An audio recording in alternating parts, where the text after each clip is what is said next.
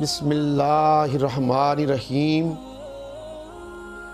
الا ان اولیاء اللہ لا خوف علیہم ولا هم یحزنون صدق اللہ مولانا العظیم۔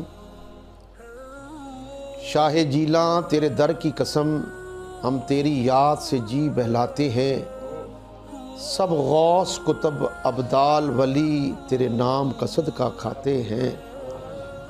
حضرات محترم، آج یہ تاریخ کا ایک پیغام دینا چاہتا ہوں۔ بر صغیر پاک و ہند میں اللہ والوں کا بہت بڑا کردار ہے۔ جتنا کام، جتنی قربانیاں اللہ والوں نے دی ہیں، کسی نے اتنی قربانی نہیں دی۔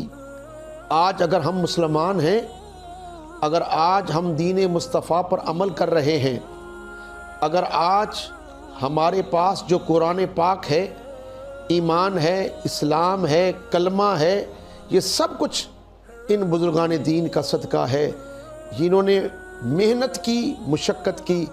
آج ہم مسلمان کھڑے ہیں، آج ہماری مسجدیں آباد ہیں۔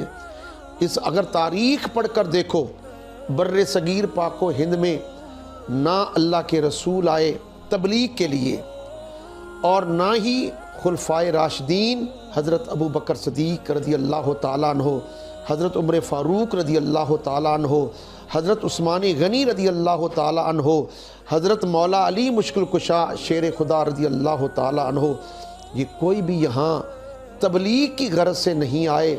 نہ اللہ کے رسول آئے، نہ خلفائے راشدین آئے۔ تو بتاؤ یہاں اسلام کس نے پھیلایا؟ بتاؤ یہاں قرآن پاک کون لے کر آیا؟ بتاؤ یہاں اسلام کا ڈنگا کس نے بجایا؟ تو خدا کی قسم اب یہ بات روزے روشن کی طرح عیاں ہو گئی ہے کہ اللہ کے رسول بھی نہیں آئے۔ میں ظاہری بات کر رہا ہوں، باطن کی بات نہیں کر رہا۔ باطن سنا ہے کہ وہ ہر عاشق کے گھر میں تشریف لاتے ہیں۔ میرے گھر میں بھی ہو جائے چراغاں یا رسول اللہ۔ میں باطن کی بات نہیں کرتا، وہ تو ہر مسلمان مومن کے دل میں رہتے ہیں اللہ کے رسول صلی اللہ علیہ وسلم۔ بات یہ بتانا چاہتا ہوں، کیا اسلام یہاں کس نے پھیلایا؟ کیا اسلام یہاں کسی مولوی نے پھیلایا؟ کسی اور نے پھیلایا؟ نہیں۔ یہاں تاریخ یہ بھی بتاتی ہے کہ محمد بن قاسم وہ بغداد سے چلا، ایک منہ بولی بہن کی خاطر اس کی پکار پر آیا، جس نے راجہ دہر کے غرور کو نیست و نابود کر دیا۔ میں مانتا ہوں احمد شاہ ابدالی آیا، اس کی قربانی کو بھی مانتا ہوں۔ محمود غزنوی آیا جس نے 17 حملے ہندوستان کے سومنات پر کیے اور پاش کیا، مانتا ہوں۔ یہ سب چیزیں اپنی جگہ بجا ہیں، لیکن یاد رکھنا جو کام محمد بن قاسم کی للکار نے نہ کیا، جو کام محمود غزنوی کی تلوار نے نہ کیا، جو کام احمد شاہ ابدالی نے نہ کیا، جو کام سلاطین اسلام نے نہ کیے، خدا کی قسم وہ کام داتا گنج بخشری جویری نے کر کے دکھا دیے۔ وہ کام بابا فرید الدین شکر گنج نے کر کے دکھا دیے۔ وہ کام خواجہ معین الدین اجمیری نے کر کے دکھا دیے۔ مشرکین آج بھی یہ کہتے ہیں کہ اسلام تلوار کے ذریعے پھیلا۔ نہیں دوستو، یہ پاگل پن ہے۔ اسلام تلوار کے ذریعے نہیں پھیلا، اسلام تو محمد مصطفیٰ کے اخلاق کے ذریعے پھیلا۔